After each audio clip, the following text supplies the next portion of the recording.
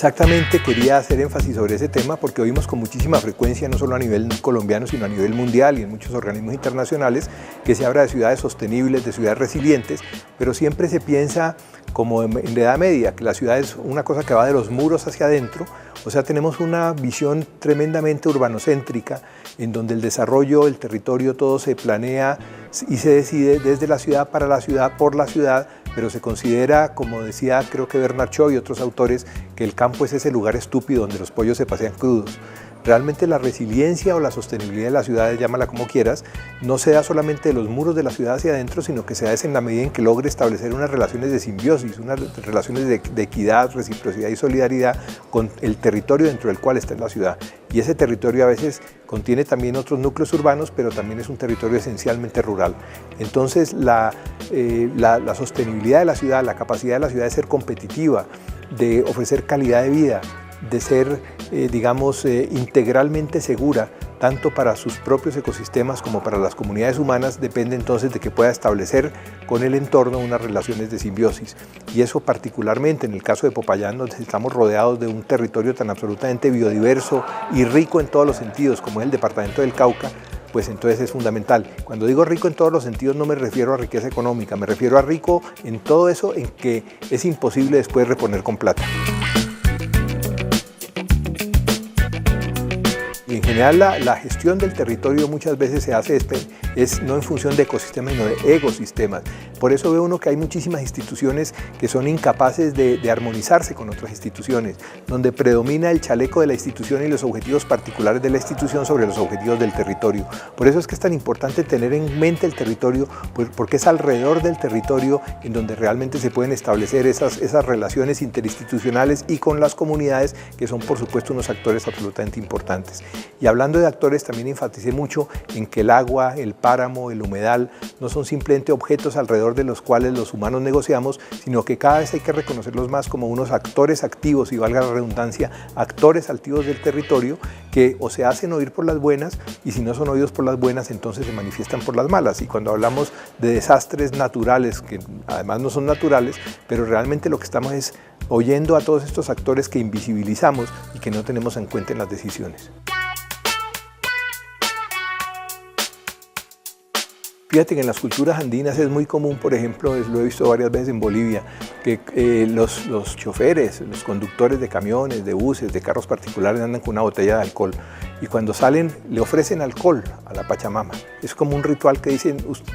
yo necesito ofrecerle esto porque usted me va a acompañar en el camino. Hay otra cosa muy linda en la cultura andina, y particularmente también en Bolivia, y es que cuando vas a construir una casa, entonces entierras un suño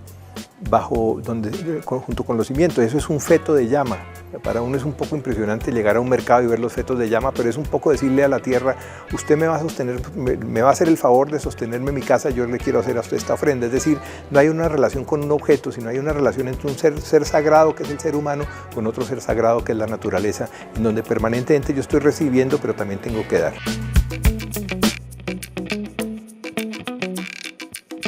Exactamente, fíjate tú que ese estudio que acaba de hacer, no de terminar, que acaba de presentar en una fase, digamos, preliminar el Instituto Humboldt, determina que más o menos 31 millones de hectáreas del territorio colombiano son humedales, dentro de la amplia categoría de humedales. Y eso, y todavía, digamos, si se pone un poco más flexible los límites, podemos decir que casi todo el territorio colombiano son humedales. Entonces, muchísimas culturas fueron culturas anfibias. Cuando llegan acá nuestros antepasados españoles encuentran esas culturas, encuentran a los zenúes en el Caribe, pero también encuentran culturas anfibias en los llanos orientales, en el Amazonas, y poco a poco nosotros hemos ido, digamos, perdiendo esa riqueza cultural, nos hemos ido alejando de la realidad dinámica, digamos, del territorio. Por ejemplo, Bogotá está construido sobre un lago, el que después se llamó el lago Humboldt. Los muiscas eran una cultura totalmente andina, y lo que cada 6 de agosto se conmemora en Bogotá y que se dice que es la fundación de Bogotá, realmente es el aniversario del primer barrio de invasión a los Cerros Orientales, porque cuando llega Gonzalo Jiménez de Quesada, que además era un hombre muy interesante, ellos se establecen donde hoy es Bosa, y viven con los muiscas, conviven con los muiscas y conviven como parte de esa cultura anfibia que tenían los muiscas. Hay aerofotografías que muestran que en muchos sitios de la sabana que hoy están incorporados a Bogotá existen las mismas espinas de pescado que existieron en el norte, en el Caribe, con los zenúes, por ejemplo. Eran culturas totalmente adecuadas a vivir con el agua y muchas de esas culturas todavía están vivas en la Mojana, todavía están vivas en el Bajo Sinú, y a mí me preocupa muchísimo que en lugar de anfibizar, por decir algo, caimanizar, yo digo eso refiriéndome al hombre caimán, que es el personaje más conocido de la Mojana, en lugar de caimanizar el desarrollo, seguimos intentando hacerle muros, hacerle diques y tratando de imponerle al agua un orden que no es el de ella y que tarde o temprano el agua acaba rebotándose. Lo decía muy bellamente San Francisco de Asís y lo retoma ahora el Papa Francisco en su famosa encíclica Laudato Si. O sea, podemos obtener una utilidad como podemos obtener una utilidad de otro ser humano sencillamente pues porque todos estamos para ponernos al servicio de la sociedad a la cual pertenecemos. Pero nuestro valor no está solamente por el servicio que podamos prestar, nuestro valor está en nuestra propia existencia y lo mismo es válido para el bosque, para el páramo. O sea, a veces hay que justificar y decir, no vas a tumbar ese páramo porque te quedas sin agua abajo. Bueno, si esa es la manera como nuestro interlocutor,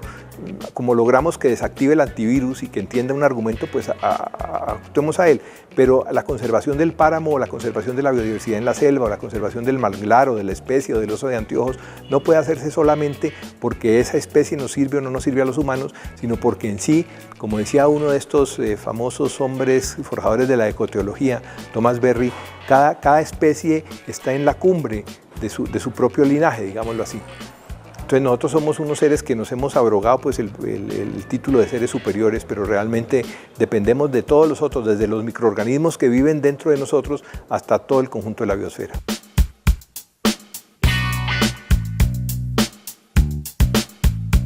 Piensa tú en cualquier desastre de esos llamados hidrometeorológicos que tienen que ver con el clima, con el agua. Entonces veamos uno muy reciente, Salgar,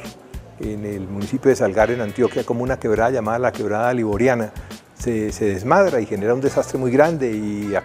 casi que desaparece un corregimiento del municipio de Salgar. Bueno, uno se pone a pensar qué derecho le ha sido violado a esa quebrada y fundamentalmente es el derecho al cauce.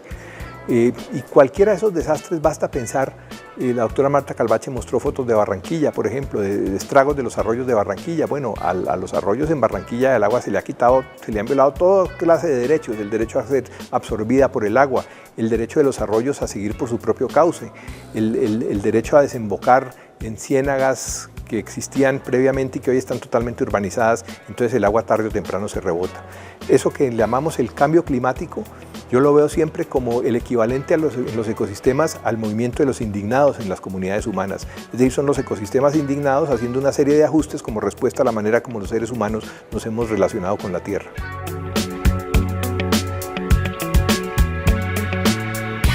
Bueno, y lo decías tú, si hay cultura de saberes en el Cauca, es en el Cauca. Tenemos la enorme fortuna de ser aquí un crisol donde se fusionan una cantidad enorme, digamos, de linajes históricos. Cuando a mí me hacen el honor de invitarme a escribir el himno del Cauca, pues termina diciendo eso: blancos, indios y negros, una sola ilusión, frutos de la misma tierra, hijos de la misma flor. Entonces, el hecho de que aquí haya culturas indígenas, culturas afrodescendientes, culturas mestizas viniendo de Europa, ahí hay una fusión que no hemos todavía sabido, digamos, aprovechar con toda su riqueza. Muchas veces de unos lados a otros vemos la biodiversidad étnica y cultural como un defecto, cuando realmente ahí está nuestra mayor riqueza. Entonces, yo he tenido oportunidad de ver directamente y muchas veces, y en mi sano juicio, cómo en tierra adentro los tehualas son capaces de mover las nubes, o cómo en el altiplano andino los amautas son capaces, al contrario, de atraer las nubes, de llamarlas. Una cantidad de saberes, de conocimiento sobre plantas medicinales, de conocimiento, digamos, de conocimiento gastronómico. Tú sabes que en Colombia, digamos, una de las regiones, si no la región más rica en términos gastronómicos es la costa pacífica.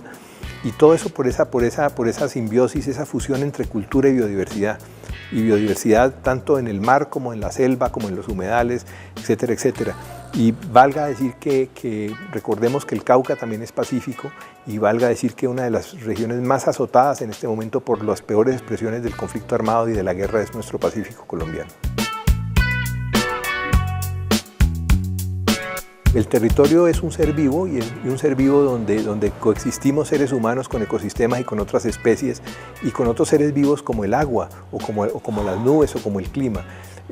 Todavía existe y es muy común el error de pensar que el territorio es apenas una porción de un mapa delimitada por unas coordenadas y actuamos frente al territorio real como si actuáramos frente a otro ser humano, frente a otra persona, una mujer o un hombre, simplemente con base en su hoja de vida escrita en un papel. No, estamos hablando de seres humanos, de seres vivos, complejos, de seres dinámicos, y así tenemos que aprender a relacionarnos con el territorio y así tenemos que oírlo y así tenemos que saber cuáles son sus derechos para evitar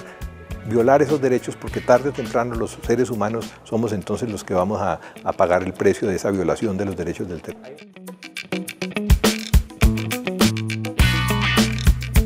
Porque somos una cultura urbanocéntrica. Fíjate tú que el hecho de que, por ejemplo, no sé si todavía exista, pero existió y debería existir de todas maneras el civismo y urbanidad. Pero así como existe civismo y urbanidad, deberíamos hablar también de campesinismo y ruralidad. Y fíjate tú que en lugar de hablar de documento de identidad, que para mí sería lo válido, hablamos de cédula de ciudadanía. Entonces, el campesino tiene derechos en la medida en que sea ciudadano, como quien dice, el campesino tiene derechos en la medida en que se parezca a los de la ciudad. No, una cédula de identidad campesina, un documento de identidad campesino, un documento de identidad de páramo, de humedal, de selva y por supuesto también un documento de identidad para los que somos de la ciudad. Pero volvemos a lo que decíamos, la ciudad recibe una cantidad de beneficios del campo, pero no los devolvemos con reciprocidad y por eso obligamos a una gran parte de la población campesina a que tenga que emigrar a la ciudad en busca de oportunidades. El campesino es desplazado por la violencia armada, pero también es desplazado por esa forma de violencia que es la falta de oportunidades. Yo pienso que hay que pensar en Popayán, digamos, ordenarnos dentro del territorio de Popayán, ordenar nuestras actividades, pero no como si fuera simplemente una ciudad amurallada, sino en función de esos territorios que van desde nuestro entorno inmediato en el departamento del Cauca hasta el planeta Tierra. Y si queremos ir más allá, pues aquí tenemos ejemplos de grandes astrónomos como el sabio Caldas, que miraban el universo desde Popayán.